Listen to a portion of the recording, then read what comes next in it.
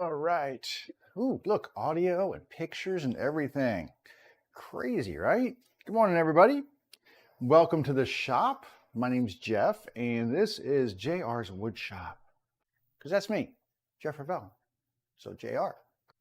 And this is my small garage workshop where I make things, usually sewing machine bases. It's a weird thing, but it's what I do.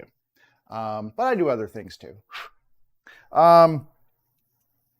So hopefully, if this is your first time, you will pop in and say hi on the chats. I'm streaming simultaneously on YouTube, Facebook, and Twitch. So depending on which platform you're on, there should be a chat interface for the video. So if you want to pop in and say hi, I always like to hear from folks. If you have questions or whatever, it's all good.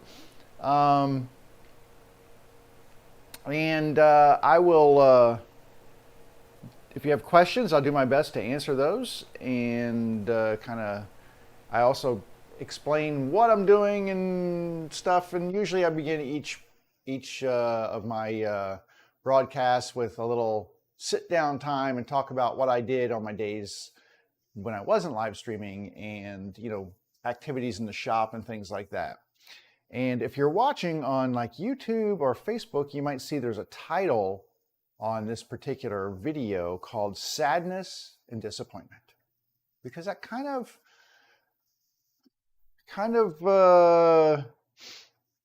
relays how I feel this morning in terms of, expectations I had for what I wanted to do this weekend and how those things worked out and the reasons why. So let me explain. We'll just get right into the good juicy stuff here. So when we last left off, I had just finished this base right here.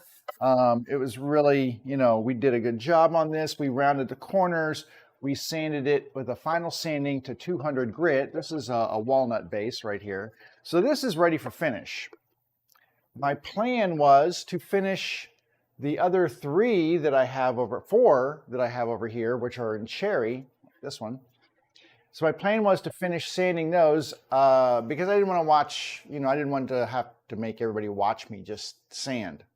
So I had finished sanding them to 120. I needed to do them all to 150 and then do the edge route because I do an 1/8 inch roundover on all the edges to make them just, nice to the touch and everything. I was going to do a 150 and then finish with a 220. So that was my plan, that I would do that sometime this weekend because honestly, it shouldn't have taken me too long. And so Saturday, I did not do that. I did some other stuff. I mean, it's the weekend and I was doing other things as well around the house and, running errands and doing some stuff like that. So and then yesterday was actually I won't call it a great weather day, but it was better weather than we've had in terms of the temperature. It was only like mid 70s during most of the day.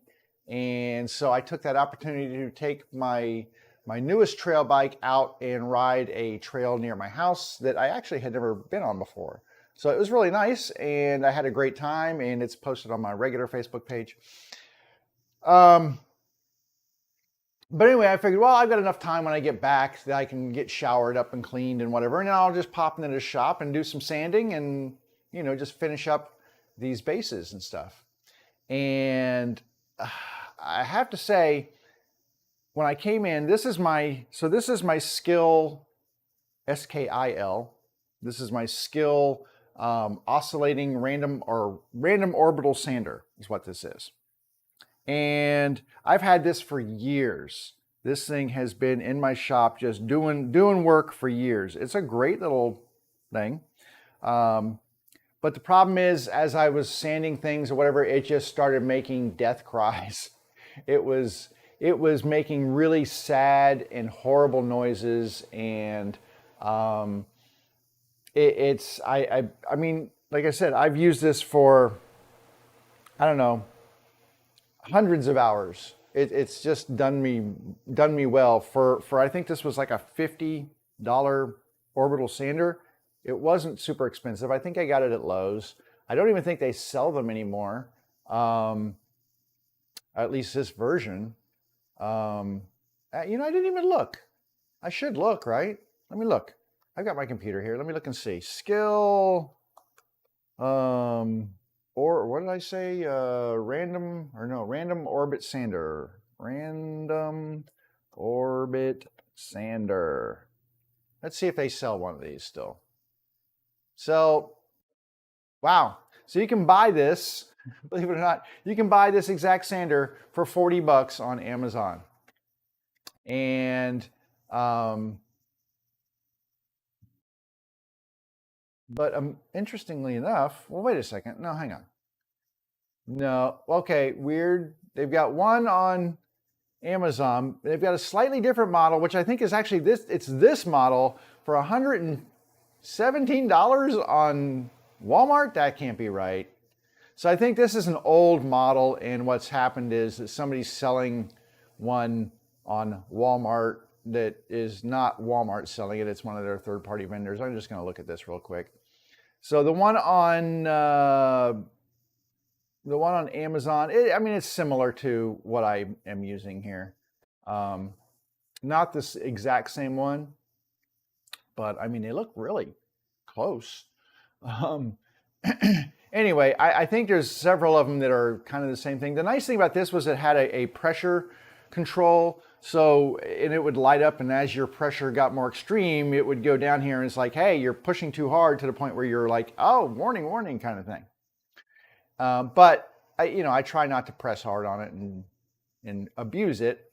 But the one thing I also like is it has a nice round port on the back here, so I can attach my dust collection very easily. I mean, it comes with a little dust catcher thing, but those are kind of useless. I don't think they work very well, and so I would rather hook my hose up to it and run it through my dust collector and just go with that. Yeah, so anyway, it was like, it's been good, but I should probably take this and put it in a, maybe send it to the electronic waste and get a new one, because honestly, it was not doing the best of job anymore. It just, it had served its purpose and done its time. So I was like, okay, you know what? It's time. I'm going to retire this, and I'm going to go buy a new one.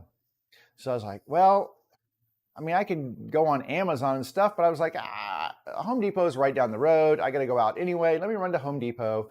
I'll just grab a random orbit sander. I mean, I grabbed this one off the shelf at Lowe's for 45, 50 bucks. I figured, how hard could it be to go get a decent random orbit sander? If I was going to spend big dollars to get like the big one with the handle on the side and, spend $100, but I wasn't wanting to spend $100. So I locked into, I was like, okay, this one's gone. Let me go to Home Depot. And that's where I got this. So this, I wonder if this camera's on. Is this camera on? It is on. Oh, yeah, ooh, I need to probably shut that one off and restart it, because it's been on for like, I think I left this on all weekend. I'm going to turn this off. Because that camera needs a rest. I'm going to kill my GoPro leaving it on all the time. Anyway, this right here is the Rigid 5-inch random orbit sander. There's nothing fancy about it. It is what it is. It's just a random orbital sander. Same kind of deal. It has a little catch basket for the back of it right here. But you can take that off, and then I could hook my dust collection in, which is what I did here. So I got this, and I was like, okay, I'm pretty excited about this. A new random orbit sander. Gonna go in there, bring it into the shop, crank out my my sanding, be done. I have to put my, let me put all my windows back so I can see chat windows. And yeah, go finish up my projects, right? And then we can move on today with something else. That was my plan. Well, as you can see, these bases are still sitting here because I got this one and I was ready to start sanding. I put my little pencil marks on here like I do. Oh my God, that's horrid. I put my pencil marks on here. I turn this on. Oh, by the way, this is variable speed, which is, I'm thinking, okay, well, that's kind of cool. It's got a little variable speed knob up here. So 1 to 5, I think that's what it does. You can go from 1 to 6. Fancy, right? And I turn this on, and I didn't think anything of it. But as I was trying to sand this, I noticed that the pad wasn't really spinning. And it was making all the right noises, but it wasn't spinning. I was like, well, that's really weird. So I tried putting a little pressure on it because, you don't really have to put pressure on a random orbit sander. You really shouldn't put a lot of pressure on there because it binds up the motor and stuff. The way you let these things work is as you set them down, they should sense that they are engaged with a surface and then start their spinning, and random means that they actually kind of swirl around. But this thing was barely moving. So let me see if I can give you, I don't know, can I turn this one back on now? Let me see if I can turn this one back on. Hang on a second. I don't know if this is gonna restart or if I ruined my GoPro here, which would be sad for me. Okay, that's pretty good, I think. Yeah, okay. So let me go ahead and show you what this is doing and what I found out. So I'm gonna put this back. Yeah, this is terrible. I'm just gonna turn this on. Okay, now.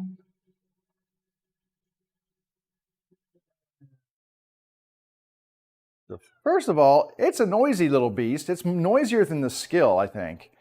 But I'm like, okay, that's all right. Let me go ahead and do that. You notice that it spins a little bit, right? It does get a little bit of spinning going on, which is fine. My Skill does that too, because it really shouldn't start the spinning thing until it's really engaged on the wood.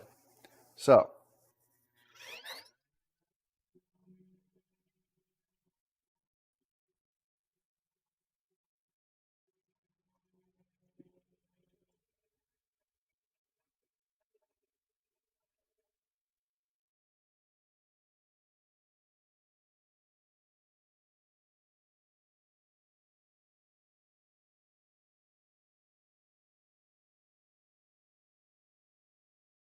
So hopefully you saw that. What I just did, I put it against, I had it on, I put my hand, just put pressure on there with my hand, and it should have started spinning. I should be, sanding my hand down, and it's not doing anything. It's like, that is not the way a random orbit sander is supposed to work. It's so disappointing. And that means that I have to go back to Home Depot with this thing, turn it in, because I need to finish these projects. I need a random orbit sander. I've kind of become very dependent on a random orbit sander. But I don't want to spend like $100 on one because I shouldn't have to. I got one for $50 that lasted me years. I'm going to pull it out. This is the one that's not working great, but hopefully you can see.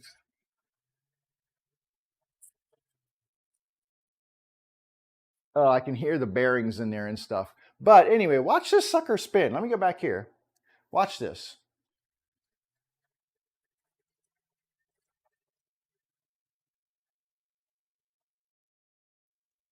Ow!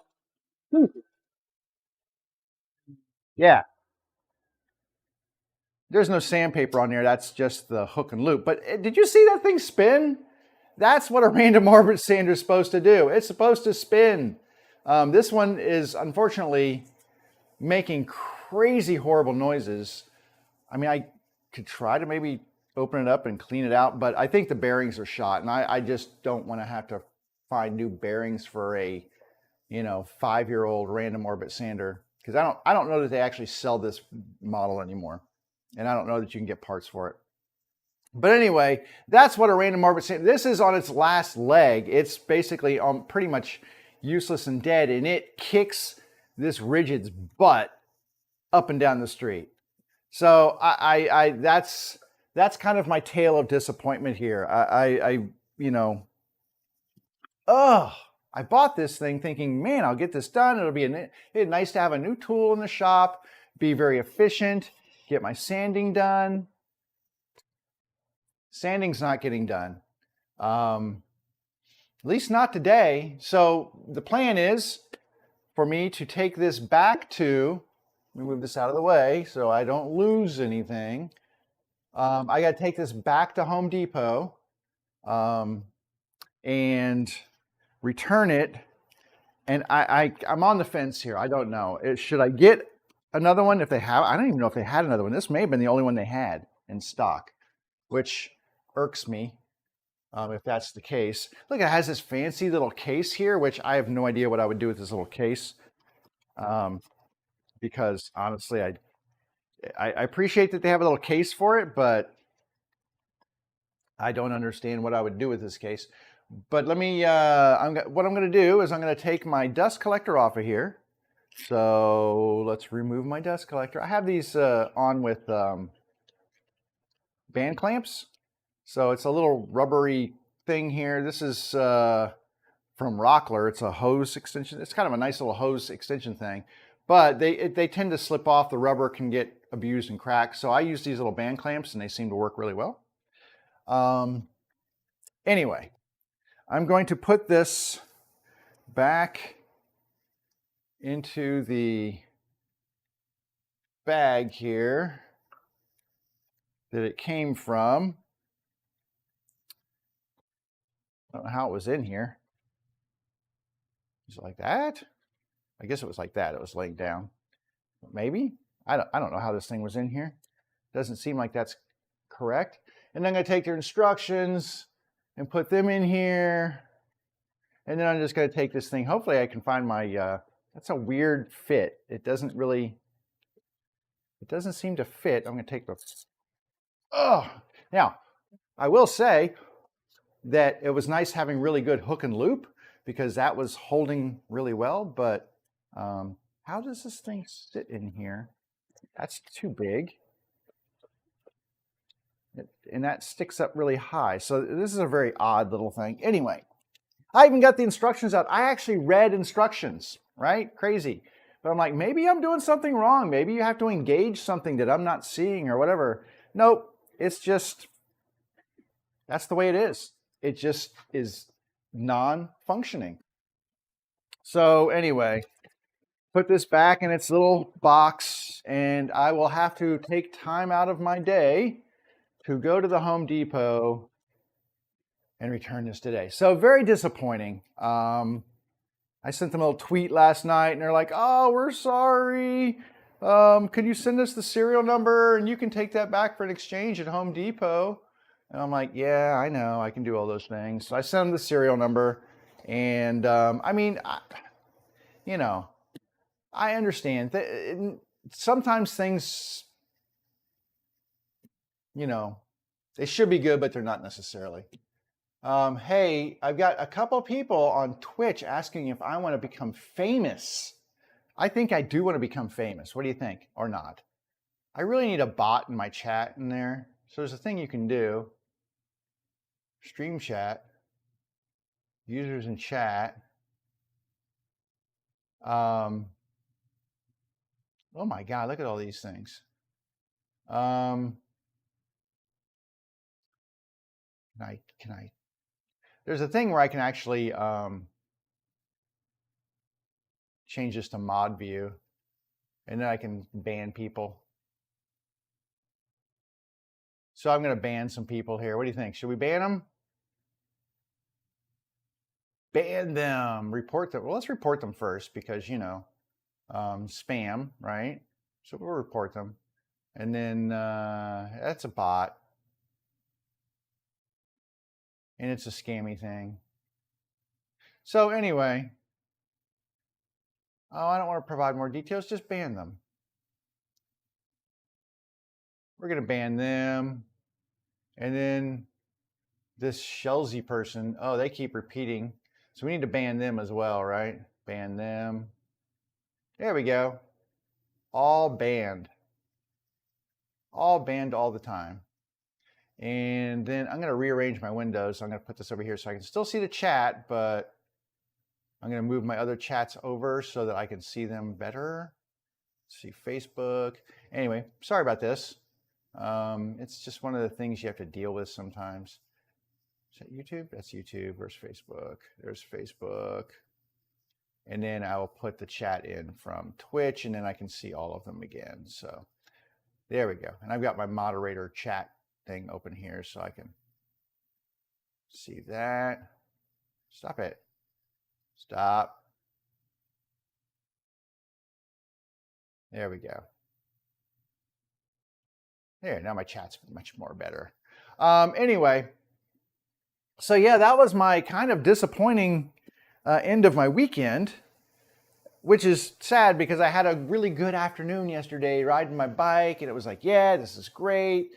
Brought it home, washed the bike and dried it off and hung it up. Got a shower, came out here, said, yeah, let's go do some sanding.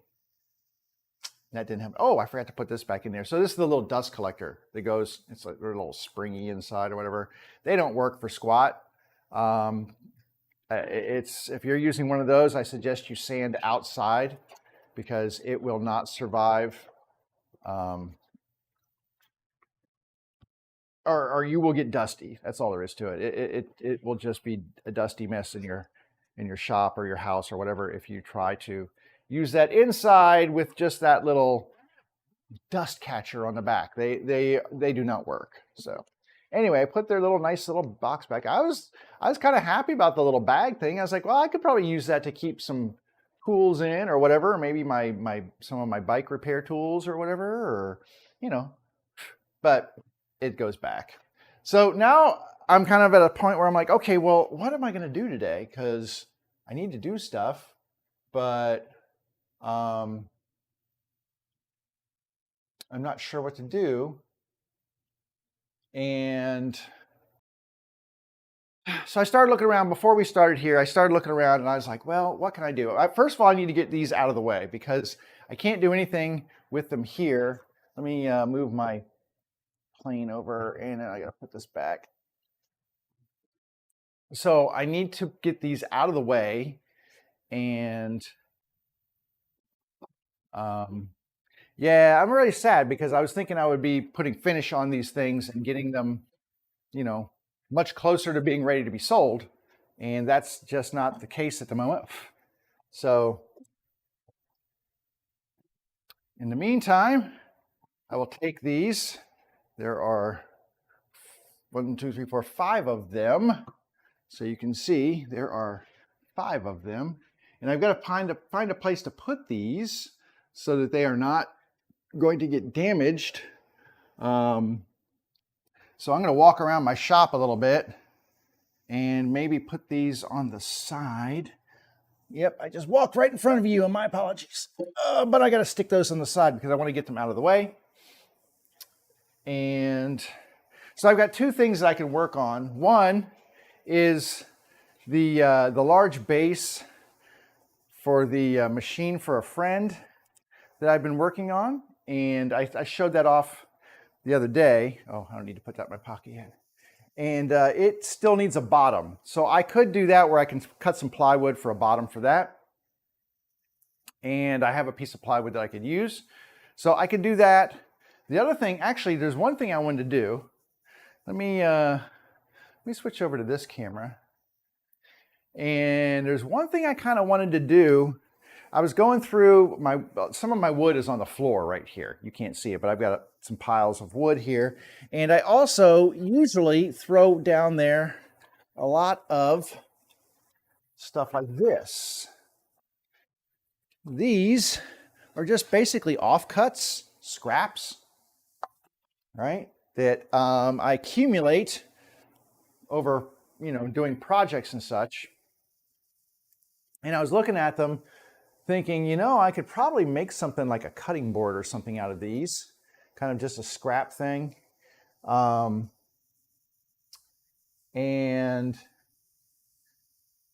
in order to do that, I need to kind of get them out down to the same size.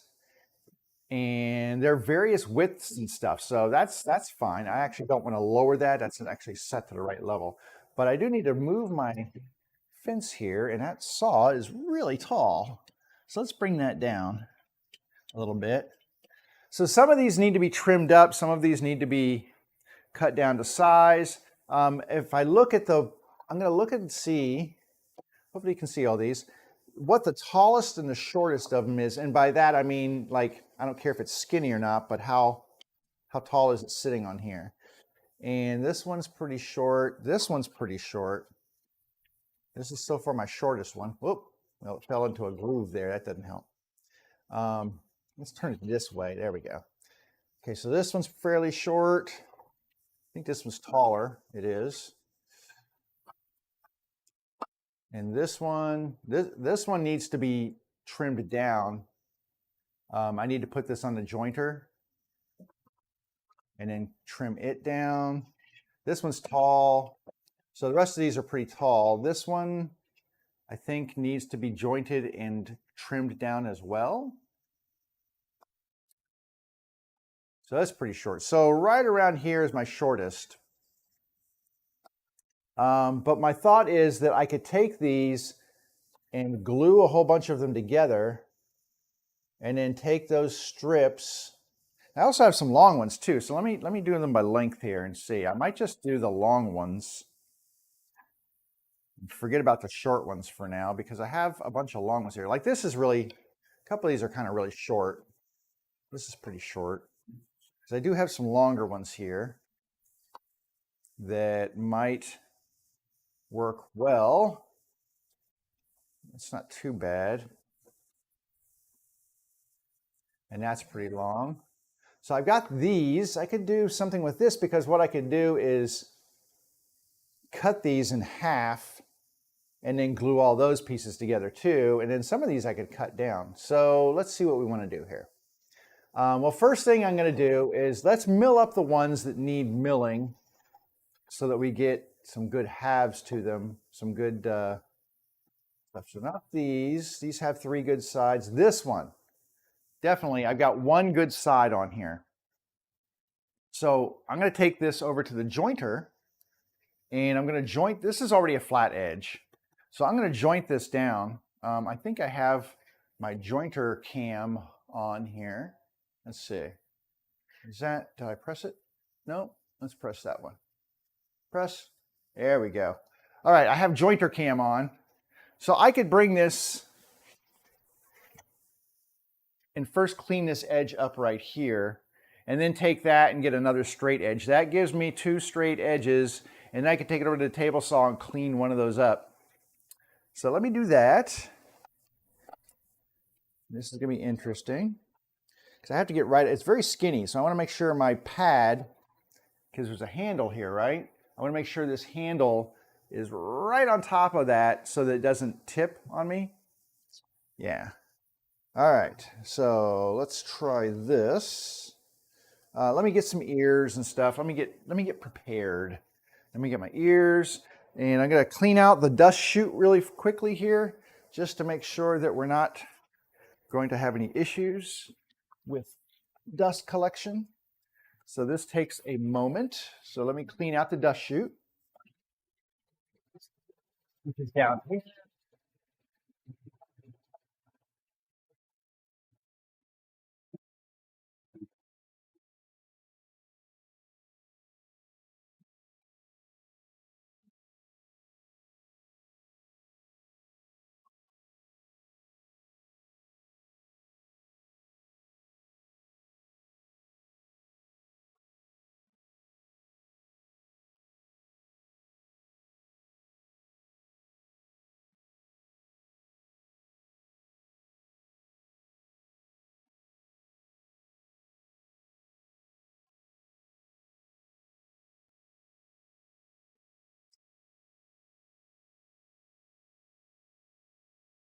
Okay, so we got the dust chute cleaned out, which means I can actually get some nice, I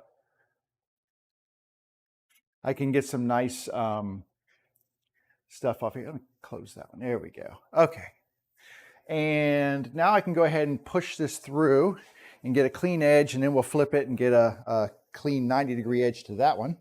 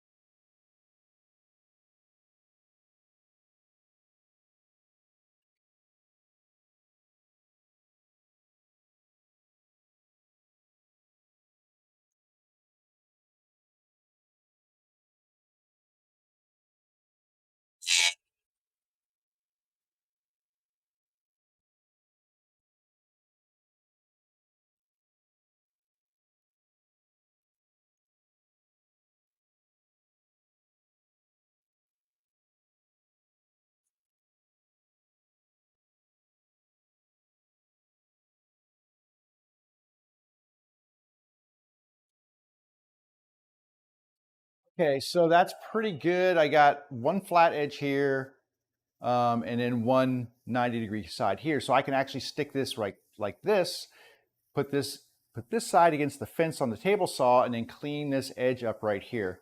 So I'm gonna take this over. I think we can run this to the table saw. Let me actually clean up the mess I just made.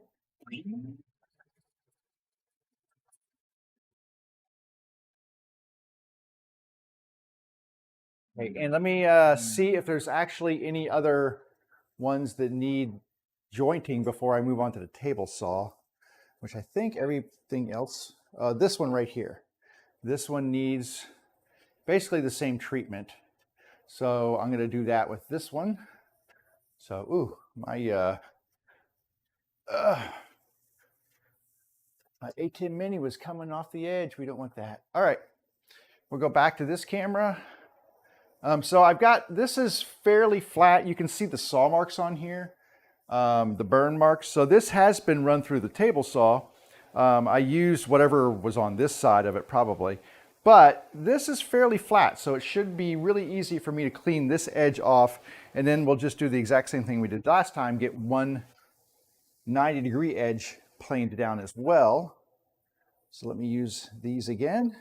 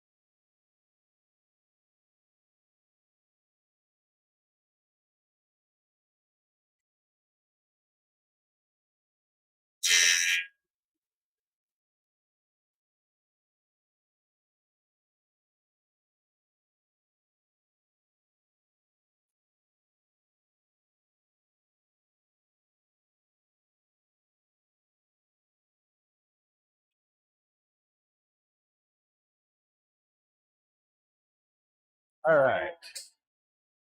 So now we have two that we've cleaned up on the jointer that we can run on the table saw and get them thinned down. So we'll have to get different thicknesses and such on there. That's not bad. This we'll need. Well, I need to joint this edge. Hang on a second. Let me joint another edge here really quick.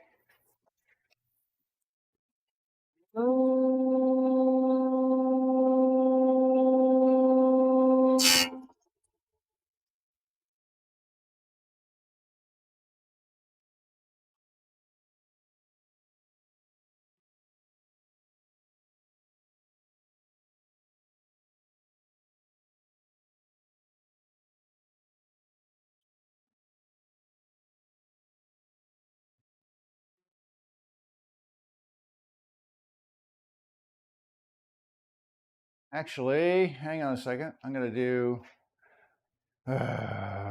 get this cleaned up a little bit more here. I'm going to run this flat edge through and grab my other thing here. I'm going to put the camera back. You didn't even see me do that, did you? Here's the camera back here. I'm going to clean this one up a little bit.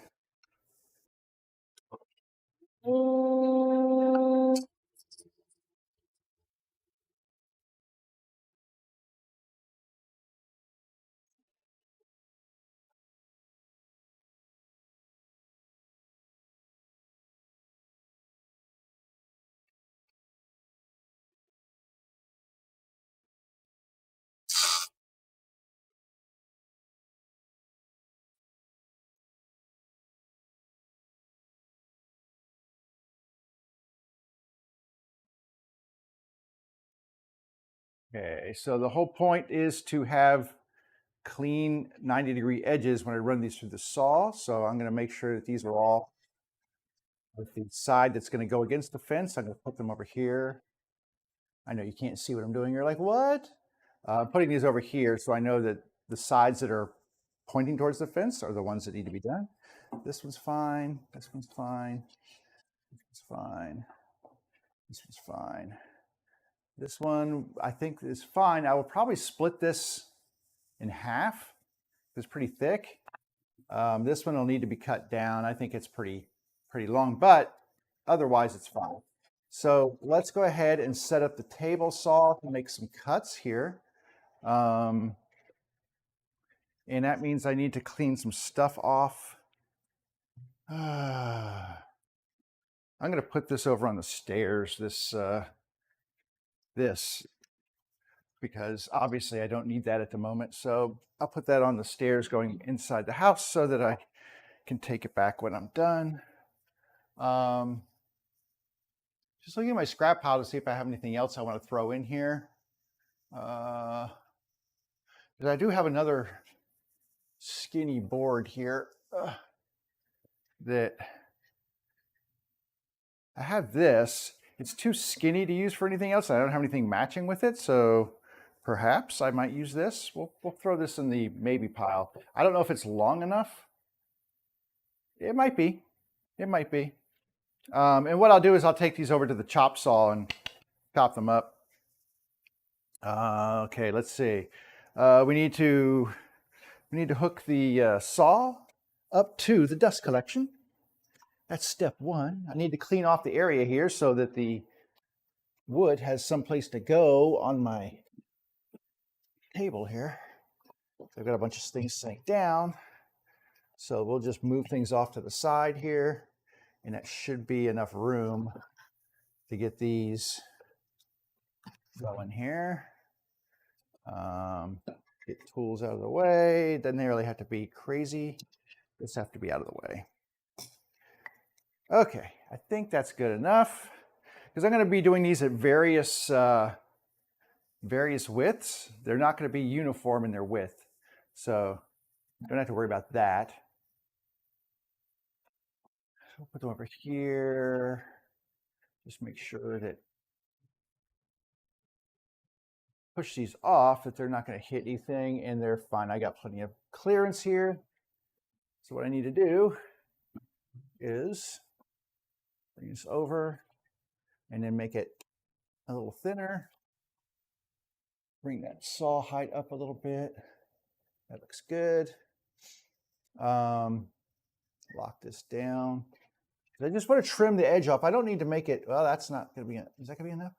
I don't need to make it like super thin or anything. I just need to trim off this rough edge so that I have basically 3 finished edges, because I'm going to plane this down also when I get done.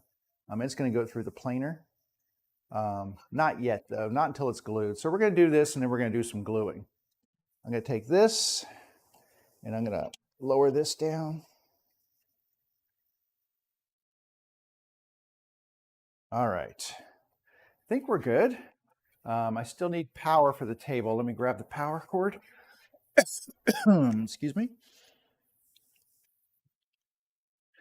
And so this is a nice thing to do with, I haven't done this in a while, but it's a nice little thing to do with your scraps and stuff. If you kind of get some that are, I don't know about uniform, but similar in nature, you can kind of pile them all up and make, cutting boards or whatever out of them. And it's a nice thing to do with the wood so it doesn't end up in the burn pile. All right, let's try this.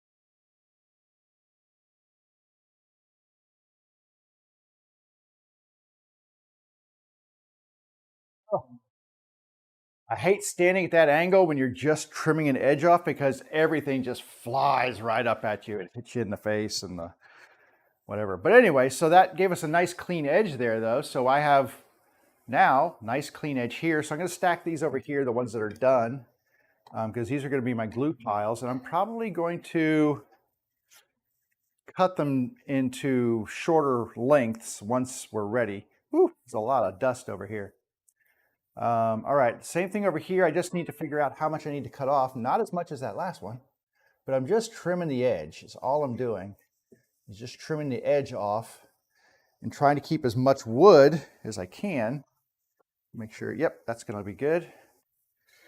And then I need to adjust my, this one's a little taller.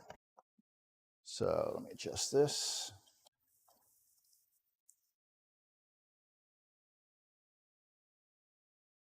Micro jig gripper, man, I'm telling you, great tool. I'm not sponsored. I don't think they sponsor anybody. They used to sponsor a bunch of woodworkers and stuff and have kind of marketing agreements and such, but I haven't seen them do that in a while. So I don't know if they still do that anymore.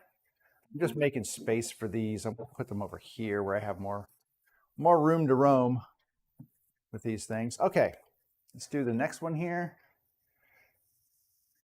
God, that spit a lot of sawdust out.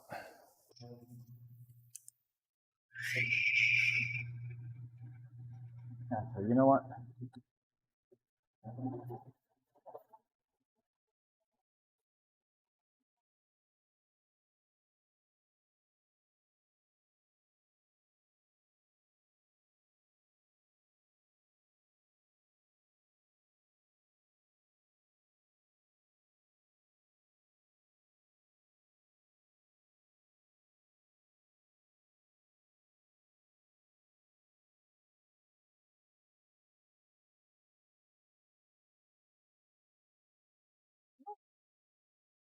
Move this over.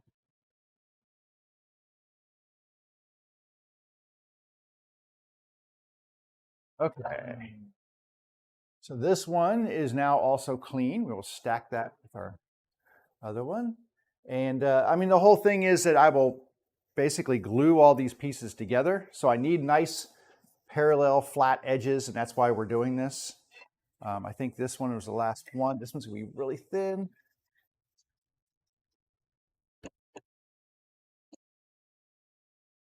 Here. But I need really flat parallel edges, and that's what we're after.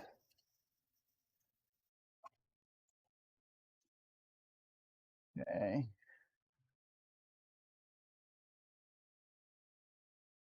We've got something stuck in the edge here. Let me get that out. Piece of wood stuck in there. Okay, now we can get it.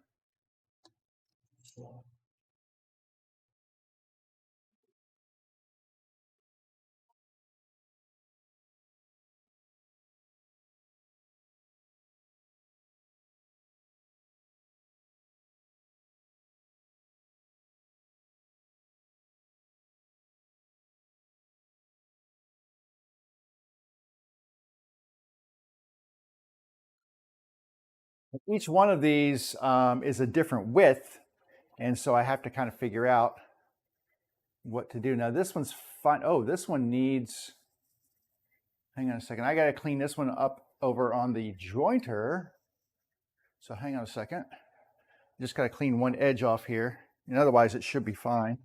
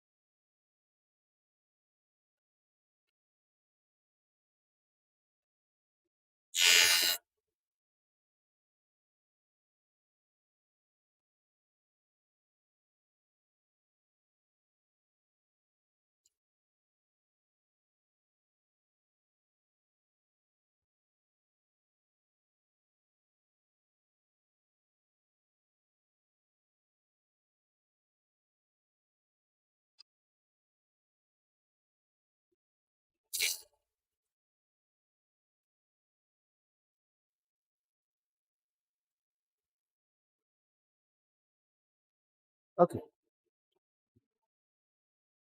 Okay, this one's done. It had saw marks on this edge, and I wanted to use that because this is rough. So I wanted to make sure I had those other ones nice, but that's good. Yeah, so I might make some of these a little shorter. I just want to get the boards here kind of figured out first and see what we got for. I might try to make them all kind of uniformly tall and or short, but that's pretty good. This one I could probably cut in half. But I think we're good for that. So let me go ahead and let's look at how tall we want to make these things. I'm going to put an X on the bottom of these so I know where the bottom of the board is, right? So I know that this right here. So I'm putting an X on there so that I know that this is the bottom part. That's the part I want down. So when I cut this top off, it doesn't have to be perfect. It just needs to be kind of closer. But I need to find the shortest one here because that's kind of that would be this one. So let's go everything about this width. There's no sense in going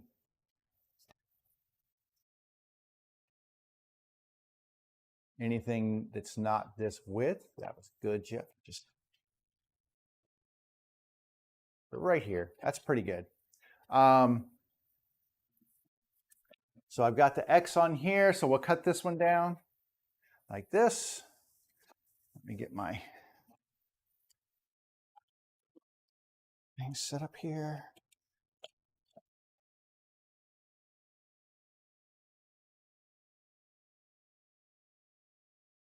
All right. Let's trim these down so they're all kind of uniform.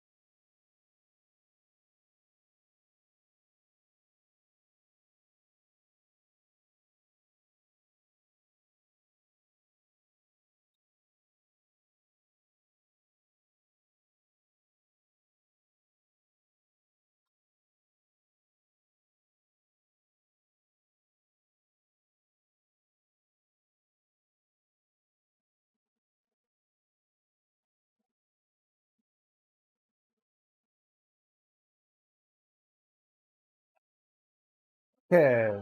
So now what I need to do is figure out, I've got these boards here that are all kind of cut down to the same size over here. You can sort of see them sitting over here. And I want to figure out if I cut them in half and glue them into a bigger panel, or two panels. I can do it in two different panels, because what I want to do is take those eventually, once they're glued up. Let me bring them over here, actually, if I can, without straining too much. Here we go. Sit down, sit down. Well, I just ruined it all. Anyway, so my plan is, let me make sure they're all right side down here. My plan is to take these and glue them together and then cut them into strips. So really what I would like to have is one that's much longer, much wider. And then I'm going to cut them into, like, I don't know, 1.5 inch strips like this.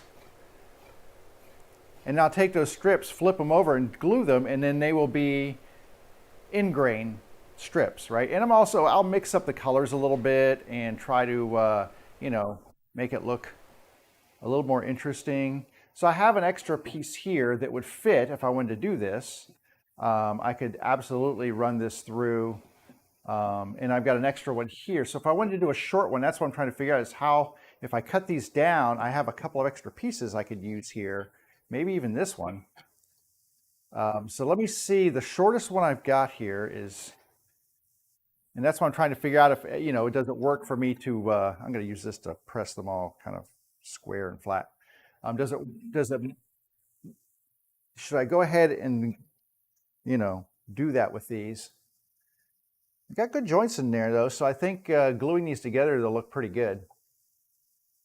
I definitely have some longer ones, but let me grab my tape measure over here and see just how short these shortest ones are, so that if I cut them down, I think this is my shortest one, is 29 inches. So if I cut these at 14 inches, that's not bad. So I can do 14 inches. That'd get it in half. Actually 29 and a half. I would cut that basically in half, which would be what, 14 and a half would be 29. So 14 3/4 would be 29 and a half. So 14 3/4, and then let me check these other pieces I have here. This one's long, so they're all long enough that I could actually use some of these other pieces in here and make this even wider. I think that's what I'm going to do. So we need to go over to the chop saw and chop these things up to about 14 3/4 inches. 14, we'll just call it 14 and a half just for giggles. How about that? 14 and a half inches. I can do that fairly easily. Just take the, I don't have to set a stop block because they don't need to be perfect. But I can set the, I can use a tape measure just to quickly measure out and then do the cutting on these. So I'm going to get this set up. I don't really have a stop block on here. That's the only thing that I don't have any way to do a stop block on this particular setup. And that's the only problem with this setup that I have. You're looking at me going, what setup, Jeff? I can't see you. With the setup on my saw over here, I have no way of doing a stop block on here. By the way, I have two machines that are just underfoot. I need to move these out of the way now. I'm trying to just keep things out of my way while I work here. I might as well grab the power and put that on the saw as well, since I'm over here. So let's go ahead and hook the power up here. And then I mean, this just is rough cut. This is not fancy. I'm going to take these things. Um, Now, that being said, I do have, is this one of them? No, this is not. Oh, this is an offcut. I do have a couple of other boards. Go away, spider. I've got a couple of other boards here that I could, like I said, cut down to the right size. This is one, which would need to be trimmed to the right size. This is another, and then this is another. So I'm going to trim these down, and then, well, actually I have quite a few that need to be trimmed down. So I'm going to trim these down to the correct height, right? We need them to the correct height. And then I have one more big wonky one over here. So let me get this one, this one, this one, this one, and then this one. Yeah, sure, why not? We'll do a big fat one. We'll do a fat one in there too, just for giggles. All right, let me get these cut down, and then we'll move forward with getting them cut to length. Although, you know, I just all right, we're going to cut the length first because I already moved everything over here. I'm kind of just not thinking this through. But anyway, all right, I'm going to grab these. I've got a set of these right now. You're like, what's going on? I can't see. Hang on, we're getting there. All right. So I'm going to take these and cut them down. Just make a little foot space down here for me. So I said 14.5 inches. This is 16. So I'm going to cut an edge off, and then I'm going to quickly trim this down. So I'm going to make some cuts and then just start cutting these things down. I might cut 2 or 3 at a time, depending here.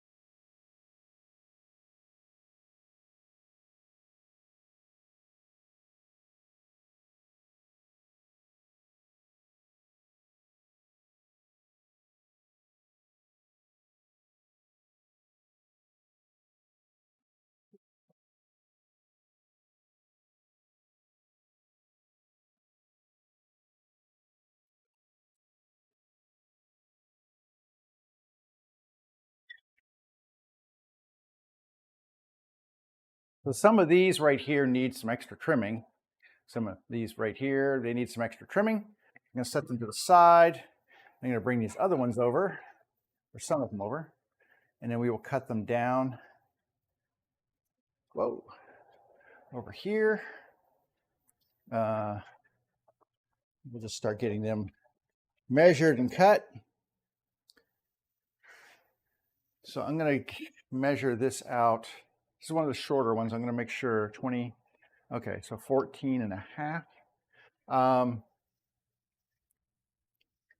might just use one of these as a measuring stick just to do this quickly. Okay. All right, let's just start knocking these out here.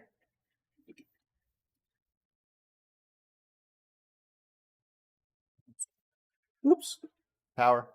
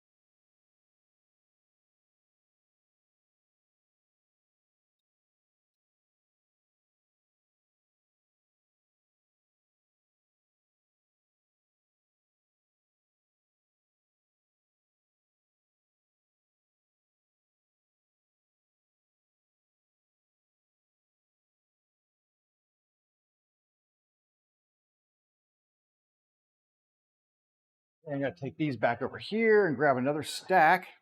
That actually worked out well because some of those I got 3 strips out of it. So we're actually going to have a pretty good pile of wood here to do this. And there's a lot of gluing, but that's okay. It'll look good when it's done. All right. Get this one set up, and then we'll turn the dust collector back on. But yeah, I'm just using one of them as a measure just to kind of get me in the neighborhood. They don't have to be exact. They just need to be the approximately same length.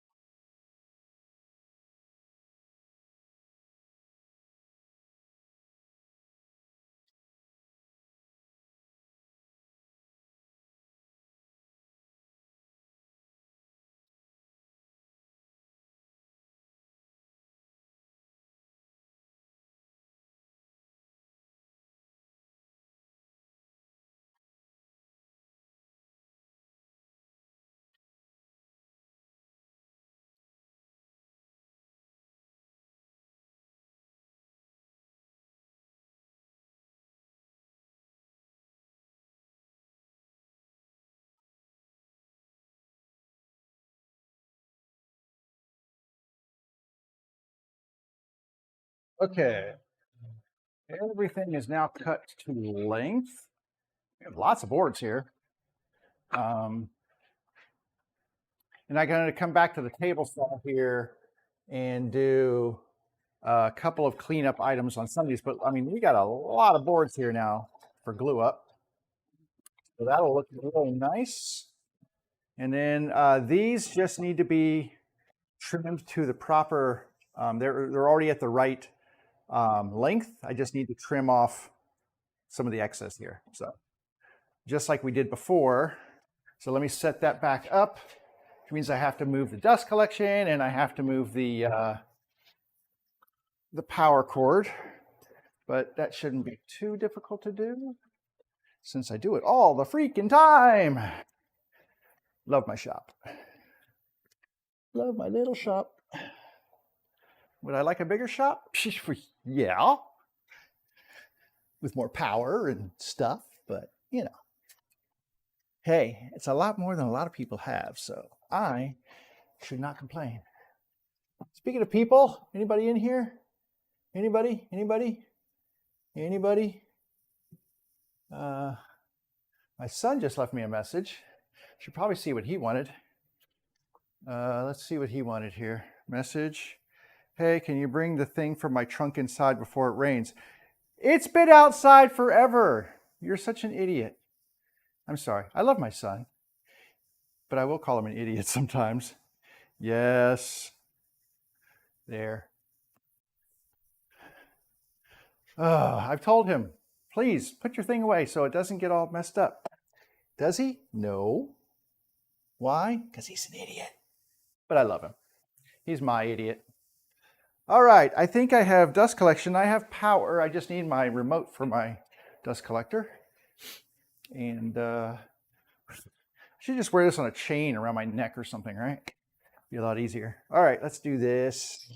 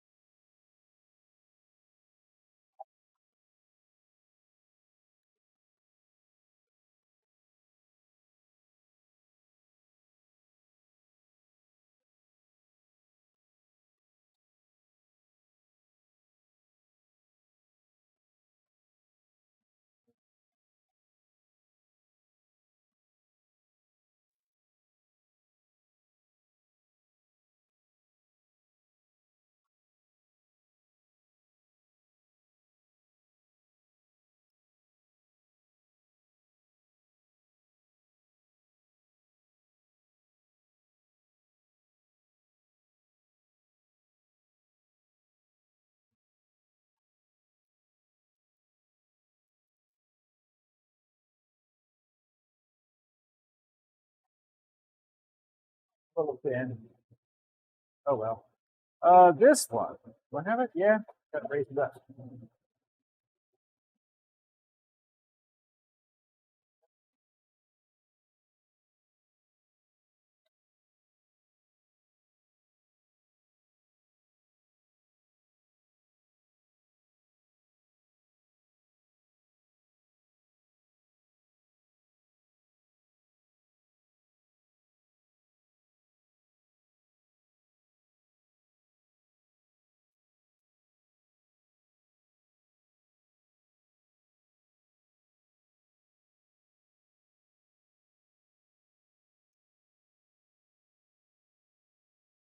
Okay.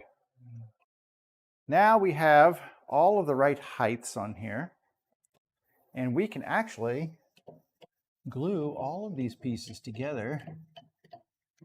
And I'm kind of trying to decide, do I do one panel or two? But let's, I'm gonna move all of them over here to this side.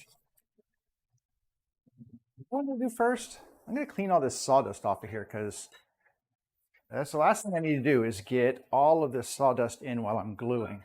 So I'm gonna clean all this up. And I'm just gonna run the dust collector over here.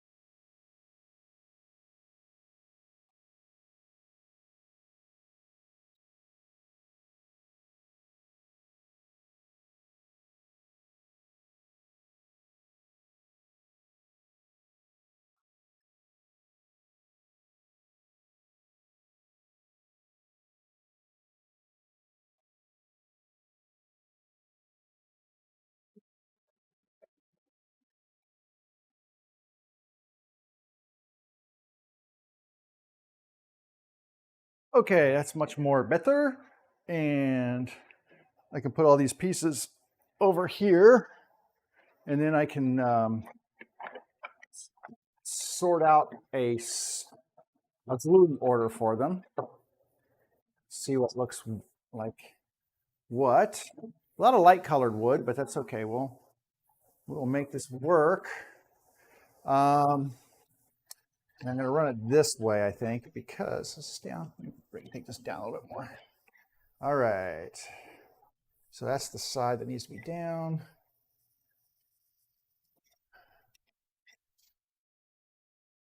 And we're just going to try to stack some different wood species in here, get them the right size up so that they look good. And let's do, what else we got here? This one, that's a nice fat one right there. And that's a good one. There. What else we got here? It's a good one. It's a good one. Good one. I'm just trying to mix it up a little bit. Like I got a lot of cherry. I don't want all the cherry together because that just it's not the best probably way to do it.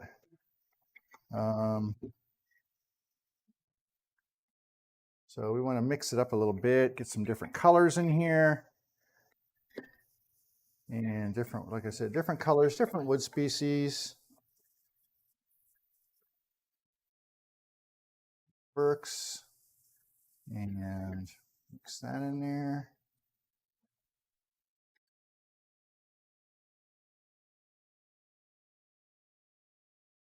Just so you can see what I'm going for here. I mean, I've got actually a very long piece here.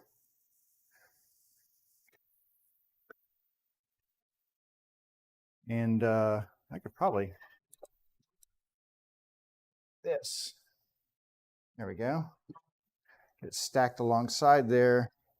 I mean, I'm kind of running into some extra cherries here, so I'm trying to break this up, but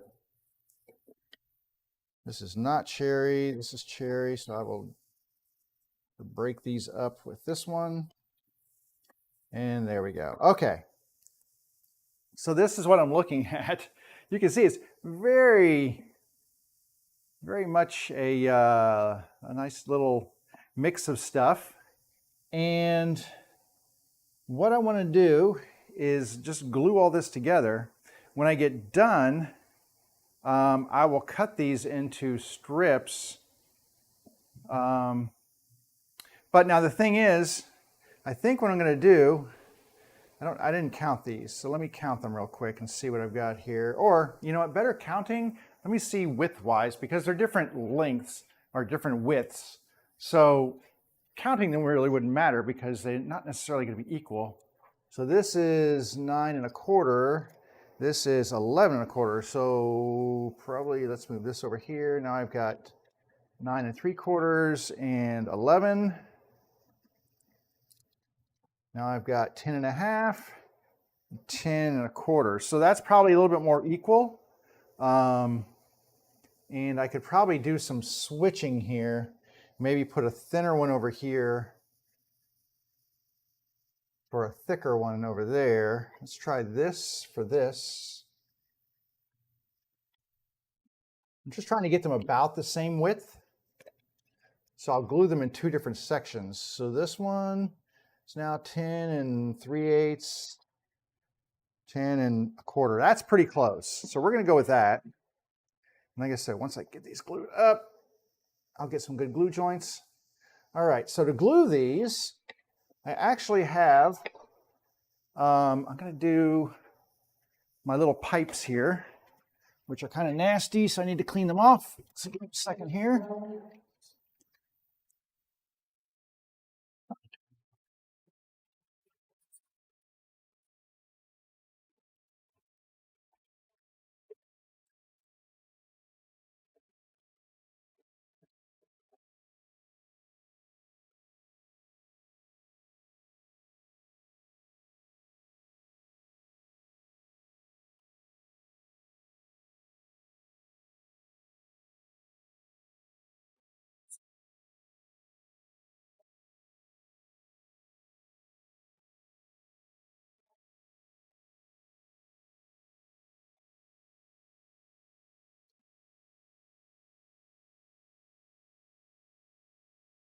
Okay, so I have some PVC pipe that I've got here that is set up for doing glue ups like this, right?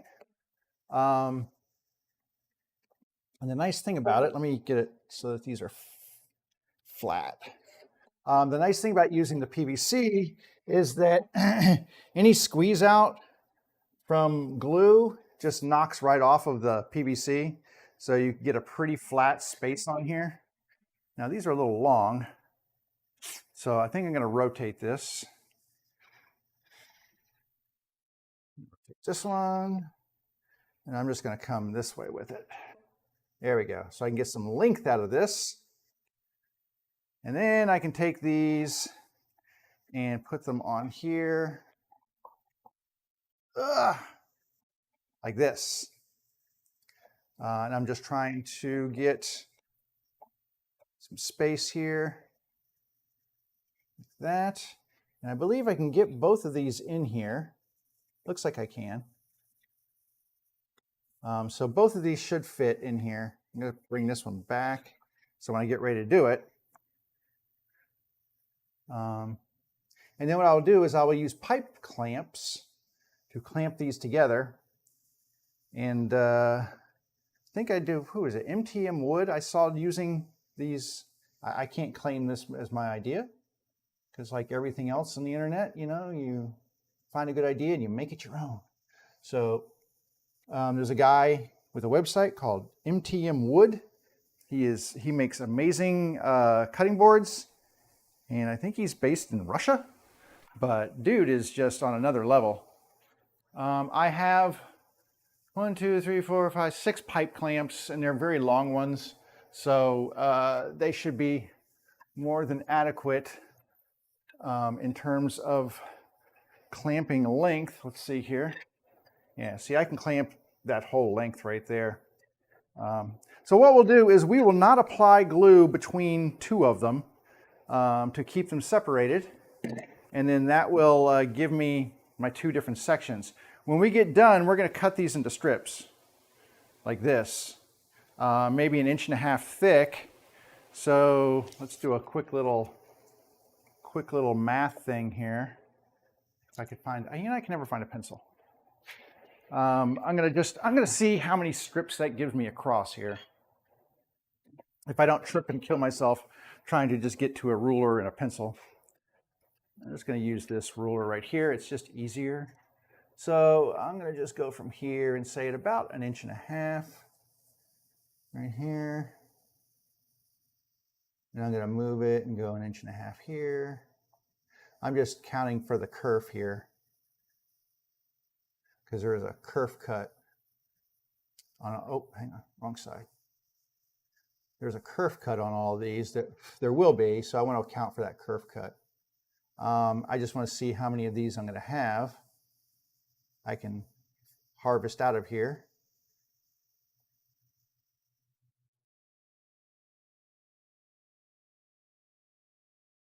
This is just off the cuff. There is no plan to this. I'm just kind of making this up as I go. So if you're like, oh, well, what is it you're doing? I have no idea. I mean, I do, but I don't. Okay, this actually works out well because right there. So I'm going to get 1, 2, 3, 4, 5, 6, 7, 8, about 8. I'm going to get about 8 pieces out of here that are 1.5 inches thick, and about the same on the other one.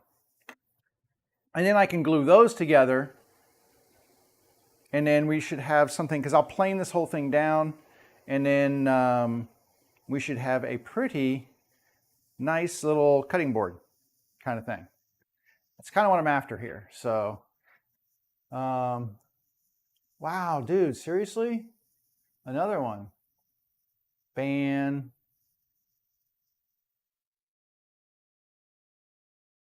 For some reason, man, TikTok today is just full of spammers. All right, I need glue.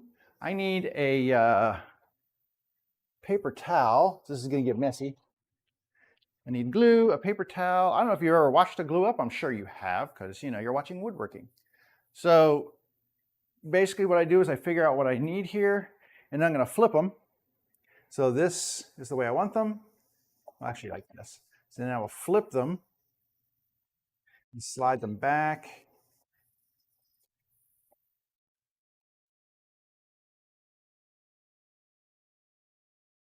That way they all flip forward when it's time to actually put this together. They will all flip forward onto this one. You only glue one surface. You don't glue both sides of the thing because you're gonna have glue on both sides. You don't need to do it. It'll already be there. So I'm gonna slide this back a little bit. And then I'm going to just do like this. Now, the one thing I will say about doing a cutting board is you want to make sure you are not having any glue-starved joints. And by that, I mean you want every one of these joints to be very well covered in glue so that when you press this together, there's no gaps, there's no voids. Because if it's going to be a cutting board, you don't want any areas where moisture and germs and bad things are going to get in between the wood. Like this piece right here, I did not quite get enough wood or glue on here, so just use a little more. But you do not want a glue-starved joint. Like I usually try to be minimal on my glue when I'm doing joinery and such. That is not the case when I am doing stuff like this. And then I'm just going to put that together. I make sure that I have plenty of glue, especially depending on the wood you're using. Some of it can be more porous than others, and you want to make sure that you've got enough to really saturate that wood and not leave any gaps for any bacteria to form inside that joint, inside that glue joint. So this one looks good. I mean, I could use my finger too, but I'm just going to use this brush, and I'm just going to try to line these things up as I go. So some is easier than others, like walnut pretty easy because the glue really, it's a very tightly grained wood and the glue just sits right up on top. Some of it soaks in a little bit more as you're going. I'm going to use a little bit more up there. But I've had them where, you know, you just don't get that proper seal and it's very disappointing because there's nothing you can really do about it at that point in time, except maybe, I don't know, put some epoxy on it or something, but you know, who wants to do that, right? So anyway, we're going to just get this thing all covered. And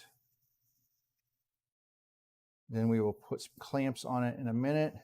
But if I get these all kind of set in here, this glue holds up for a while, so I don't have to worry about it setting right away.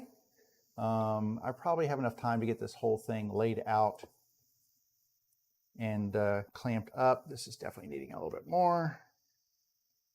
It's nice to have a fresh glue bottle to work with.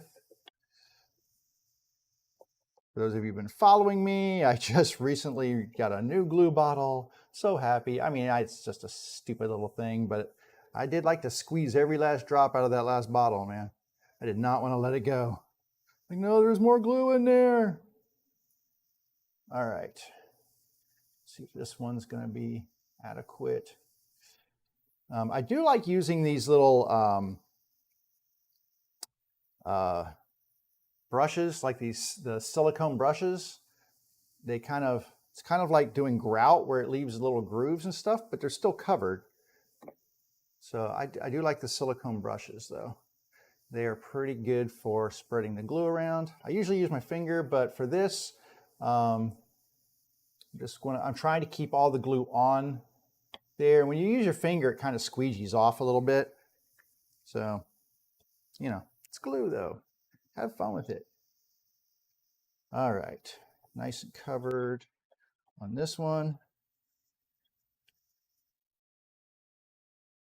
And then you're gonna, you know, a lot of this glue is gonna squeeze out when you put the clamps on. That's just the way it works. But I'd rather see a little glue squeeze out and know that I had good coverage.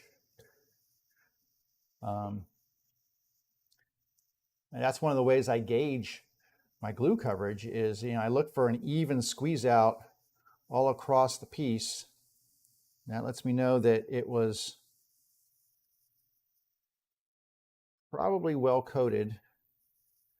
Like I said, I don't really go to this extent when I'm gluing a joint or something, but when I'm making a cutting board and it's going to come in contact possibly with food and such, I do like to make sure. Now, this is not, and a lot of woodworkers who make cutting boards swear by Titebond 3 for their cutting boards because it's waterproof.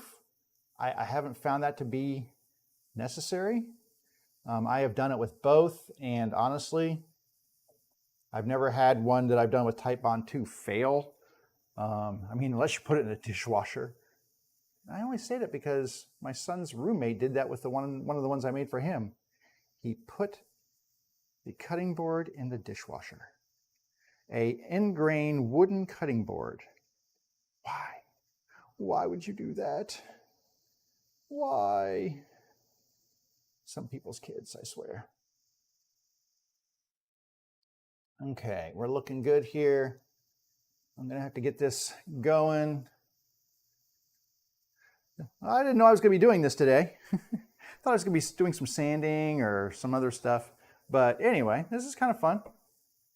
It's, it's kind of interesting to do things with your, look at your scrap pile and come up with things to do with the scrap that, another thing that you could do, depending on the size of your scrap pieces, is do like bandsaw boxes. Because you can do a lot of glue ups like this where you make a block of wood and then turn that into a bandsaw box. And that is a pretty good use of scrap wood. Plywood too, like if you have some thicker pieces of 3/4 ply, they work great in bandsaw boxes. I'm trying to think of who, Dave Picciuto has a really great site. He wrote a book on making bandsaw boxes, and yeah, nice use of some extra, like it has to be thick though. I wouldn't use thin plywood. I would use good quality 3/4 leftovers. You can do some nice bandsaw box stuff with that, with regular wood. Like you sandwich it in between regular hardwood, and it looks really nice. Okay, so what I'm going to do is I'm going to start. This is the last piece for this board, and it needs a little bit more glue. And then I'm going to take the other board, the first piece for the next one, and I'm going to stack it on here. So I'm going to take this and make sure there's no glue on it because I don't want it stuck to this one.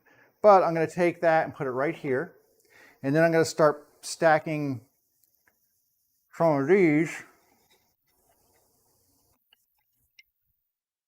on here.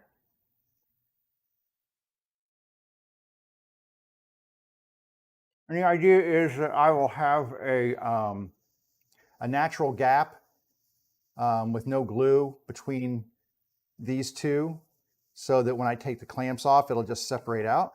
And then I'll have two good glue ups. That's the plan. Okay, there was way too much glue on this one, but sometimes that's just how it goes. Now I'm doing this on top of my my table saw here, so I will make sure that any glue that lands on here gets cleaned up as soon as we are done, because like that, or it's just dripping off the silicone brush. You do not want to leave that stuff on here. I mean, it does clean off, but it also it can discolor the stuff, but it is a very flat surface, and that's why I like to use it. But I'm going to clean this off because I got way too much on here. Way too much. There we go. All right, oops, not need that in there. All right, that was too much glue. I went glue crazy, way too much. All right, I'm going to take 3 more of these and just turn them so that I can get them glued. A little less glue this time, perhaps. A little less. There we go. That's a little bit more conservative. I mean, like I said, I want a healthy glue joint, but good Lord, it was drowning in the glue.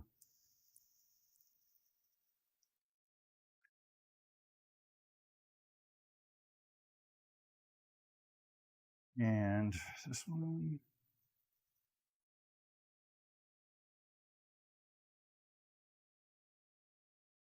And then I will grab those clamps and we will just start putting some pressure on these things. And the big thing is you want to try to do even pressure across them and keep the pieces from sliding and misaligning.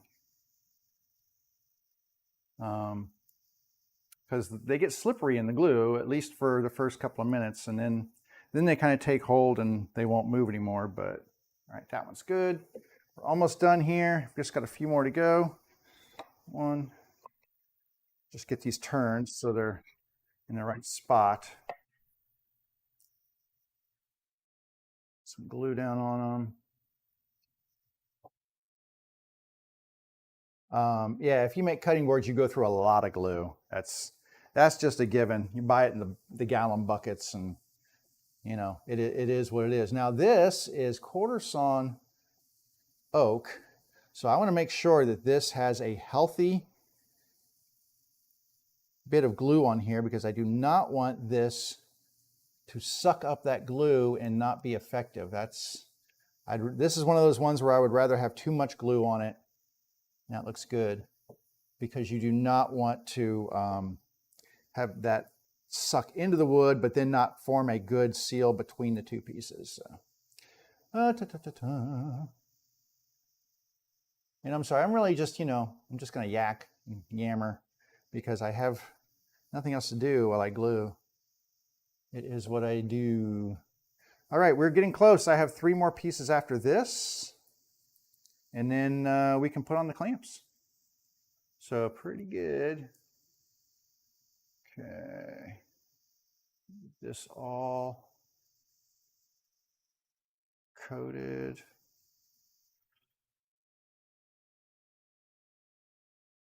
And just checking comments, and there are no comments today, so very quiet. It's a Monday. I get it. Okay, there's my last 3. Let's go ahead and get some glue on these, and then we'll get the clamps.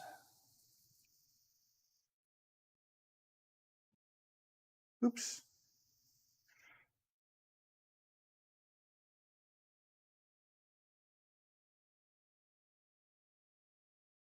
Now, one thing that I found is that if you're going to use pipe clamps, it's probably a good idea to use some tape on the clamp as the bar crosses over the wood. And the reason I say that is that if you don't do that, the clamps, if you have bar clamps like I do, which are just the iron pipes that you can get at Lowe's or Home Depot or whatever, and you buy the clamp heads for them, but they will leave these black marks on there whenever they come in contact with the glue and stuff. They leave these black marks on the wood itself, and they're not really attractive and hard to get out sometimes. All right, here is the last one. I'm very excited because it's the last one. So we'll get this one done, and then we will put these together, and then I'll get my tape out and show you what I'm talking about though. So you kind of have to measure where you want your clamps to go and then put a piece of tape down on there. All right, so that is that. Pretty good. Just make sure I've got pretty straight line right here. I might take a piece of wood and just kind of at least try to establish, because I might have been drifting here a little bit. So just kind of, some of these are already kind of gluing up a little bit here. But I just want to make sure that these are kind of straight and that I'm getting at least a fairly straight edge along one side here. So that looks pretty good. That's pretty good right there. And then I need this to be over to the side here a little bit. All right, oh, that shifted on me. Thanks for that. Just gonna push this in again. Like I said, I'm just trying to get these as lined up as I possibly can. They don't have to be perfect, but close is nice. All right, I'm gonna get 2 clamps to start with. I've got one already. I'm gonna grab another one here.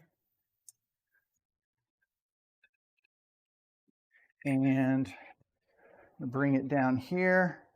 Put the glue over to the side because I don't need it right now.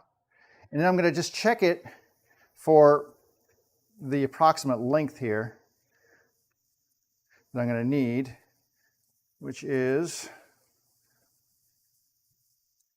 that's the thing about these is they just,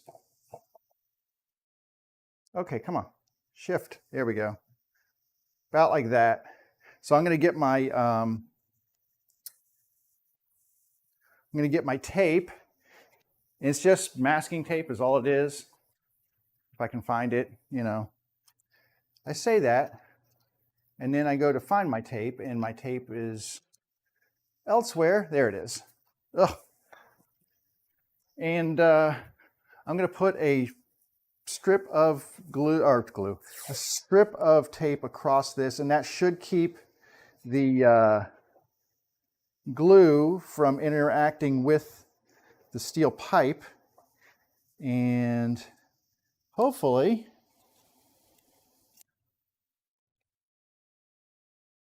I won't get any gook on there. So I'm going to lay this across here like this. And I'm just going to put one right here in the middle to start with. And the nice thing about this is you've got a nice flat edge here, you've got a flat edge here, and then this bar is nice and flat. So you can kind of press down on it. Although I'm going to turn it the other way because it's easier for me to turn this from this direction. So I'm going to get this kind of tightened up, and then I will press down on here and then start squeezing this together like that. And now I've got a bunch of squeeze out starting to pop its way out here. So that's what happens. Let me get this one set up here. I can see how much space I need. That much. Make sure I get these lined up. I'm going to put some tape on this one.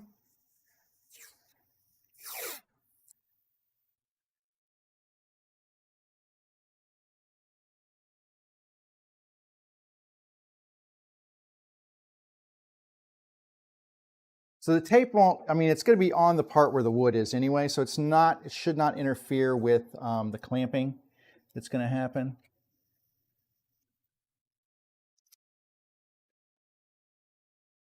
Okay, so now what I'm going to do is I'm going to move this slightly off of this just so I can get this over to the side now. So I'm going to get this one on here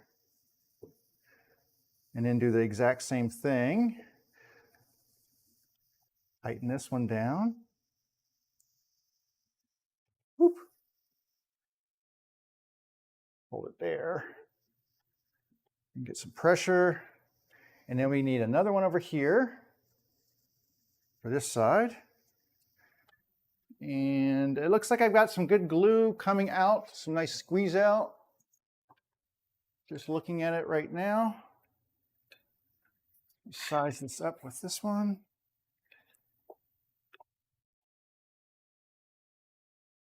Okay, and then I need to square this up to the table.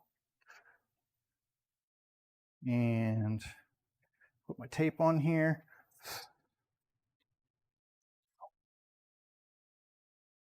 Anyway, just little things like this will make your life better. Some people use packing tape, which if I had packing tape out here, I would probably use packing tape. Packing tape is a little bit nicer because it does not stick to the glue and it'll be a little easier to clean off. I mean, but this is paper. So in the end, it's not going to be that hard to clean off. I can do it with a chisel or a you know, on the planer. All right, now we're gonna get this one. We will hold this down and we're gonna start closing it on this one. So there we go. So now we're getting nice clamping force here.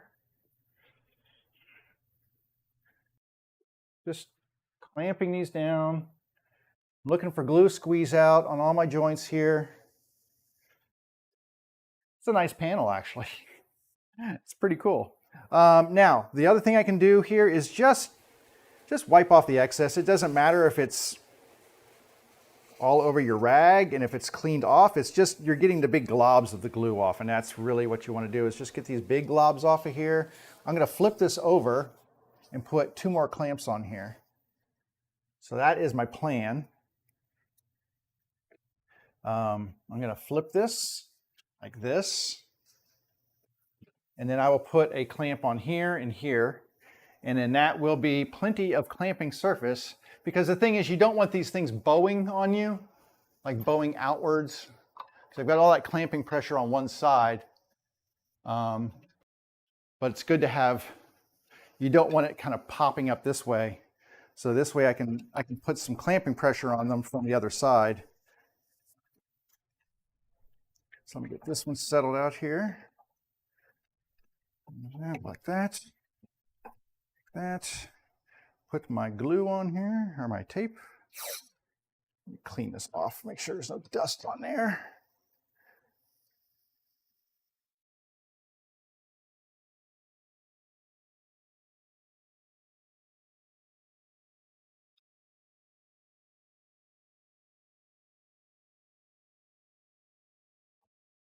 Okay.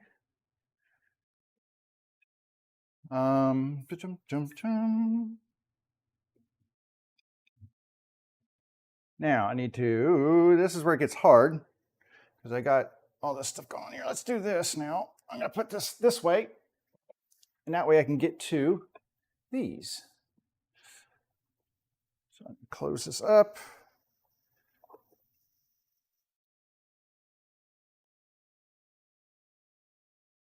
It's that one. And I've got, oh, did I already bring it over? Yeah, it's underneath. One more here. Oops. Knocking things off. So I've got one more to do. And then that will be a nice panel glue up. And then what we'll do is next Wednesday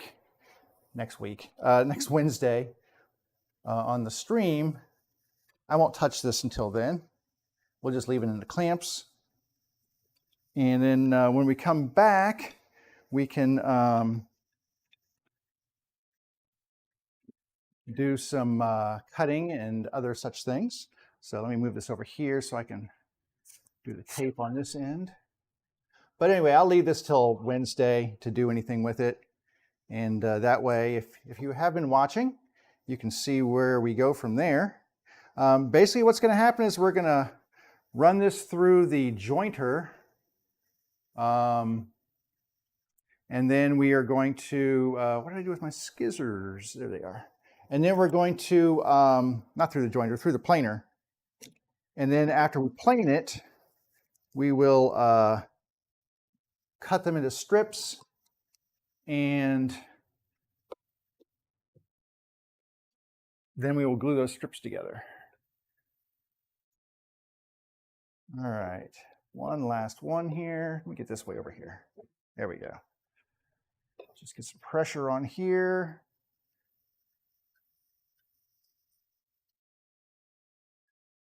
Okay, I have lots of pressure on here, lots of glue on here. I'm just going to hold this up so you can see. That is a very large, now this is 2 panels. Remember, that's not 1 panel, that's 2. Because we did do the separation between these 2 right here, there is no glue.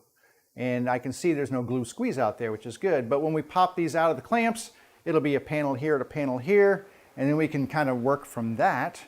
I'm going to get another paper towel just to wipe off this excess glue.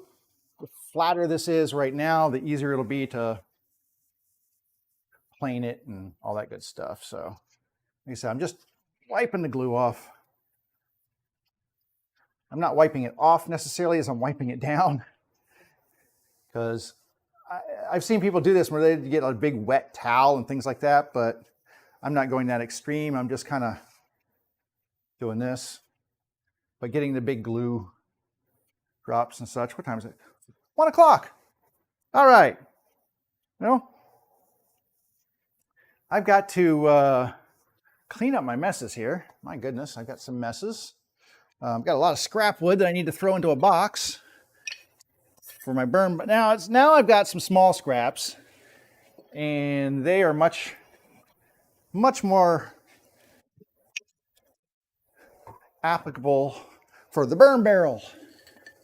And I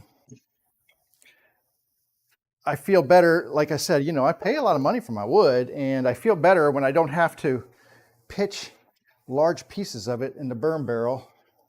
I try to get as much use, sorry, I'm trying to sit down on my chair and there's things underfoot. I try to get as much use as possible out of my wood. And so I try not to be one of those people who just holds on to every scrap, but I usually do. It is what it is. But every now and then, you know, I find a good project to do with it. And so hopefully, fingers crossed, this turns out. If it kind of the plan in my head is to take these panels, they'll get a little thinner because they're going to have to. They'll go through the planer. They'll get a little bit thinner, but then once we cut them to 1.5 inches thick, then we'll flip them up. Then they'll be thin strips but thick, and it'll give me the bulk I like to have. I like my cutting boards to be about 1.5 inches thick. I don't like skinny cutting boards. I like them to have a little girth to them. And I hope that's glue I'm peeling and not my skin, because you know that would be awful, wouldn't it? Anyway, I like to have a little thickness on my cutting boards, and I think 1.5 inches is a good thickness to go with. And the other reason is that they're going to get sanded and such, so it gives you room to really kind of refine that surface and get it down to a nice smooth surface. I also need to get a good orbital sander, because if I'm going to have a cutting board with end grain, I'm going to be doing a lot of sanding. I might do it on the CNC machine. I can put a path on there. I actually have a flattening bit. It's for waste boards and such. So I could actually flatten that out. It would just make passes and take off a really, really small amount to the point where it's flat. And then I would bring it back. And once it's down to a uniform thickness, then you start hitting it with the sanders and try to get all of the routing marks out of it. So, but we'll go from here. We'll see what happens. Kind of leaving this open. Everything I had to do today was kind of based on me having a sander. I was going to pull my cherry table out, or what should be a cherry table, and I was going to start sanding out some of the router marks from my flattening jig on that. Don't have the sander. So anyway, sander's kind of key to my life in the shop, and I need to get that taken care of. I will go back to Home Depot today and trade in that thing over there. And I don't know if I'm going to get another one or not. Right now, I don't seem to have a lot of faith. You know, it's like that bad taste in your mouth when you get a tool and it's supposed to work and it doesn't, and you're just like, do I want to trade this in for another one? Because I really don't know that it's going to work either. So that's kind of where I'm at right now. I'm just kind of like, ugh, bad taste in the mouth. I don't know. You know, the other thing I was thinking about, these panels, were they slightly wider than 12 inches or less than 12 inches? They're less than 12 inches. That's good, because my planer only does 12-inch width. And so they are to the point where where is that one? Where is it? The two that don't have any between them. I think it's right here. So yeah, they're 10 and something wide. And so they'll fit nicely on the planer. I'm going to take a minimal amount off with the planer. I want to get that surface. Well, here's the thing. When I put them through the planer, they need to be flat, because I'm going to take those pieces and flip them and glue them. So I need nice flat edges. So they have to go through the planer to get those flat edges worked down. I could probably hand plane some of the garbage off before it goes through and make sure that it's as flat as possible going through that planer, and then flip it and do the other side. I can't joint it because my jointer doesn't do that. So anyway, today is going to be running to the Home Depot, doing a return, maybe getting a new tool. And then after that, if I can get the new tool, I'm going to come back here and try to work on those bases and get them finished, because I was this close, right? Because I need to start putting some finish on them.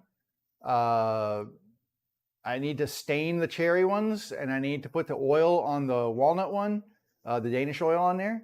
And all that stuff then has to sit for a week, give or take, before I can even start lacquering them. And I can't sell them if I can't finish them. So I need to get that sander.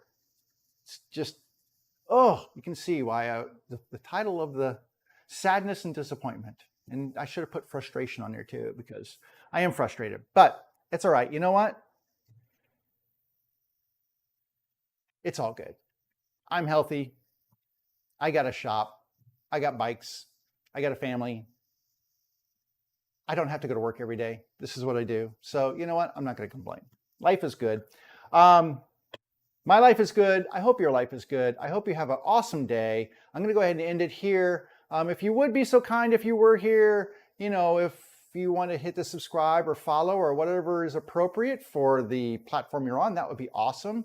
Like the video, don't like the video, do a dislike on it. I don't, whatever you feel is appropriate. And come back and visit on Wednesday, and then we'll see where this panel thing goes. And we'll turn it into something kind of fun. Maybe I'll do, depending on the shape, maybe I'll just do a kind of a cool design on it or something. I usually do just square ones, but maybe we'll do something else. Maybe we'll put a handle on it or whatever. We'll see how it kind of turns out. This is a play it by ear progress kind of thing here. We've got no plan. We're just kind of winging it. And that's kind of fun sometimes. So join me for the winging operation. And otherwise, I will see you on Wednesday. Stay healthy. Get your shots. Take care of each other. And come back and visit me on Wednesday. See ya.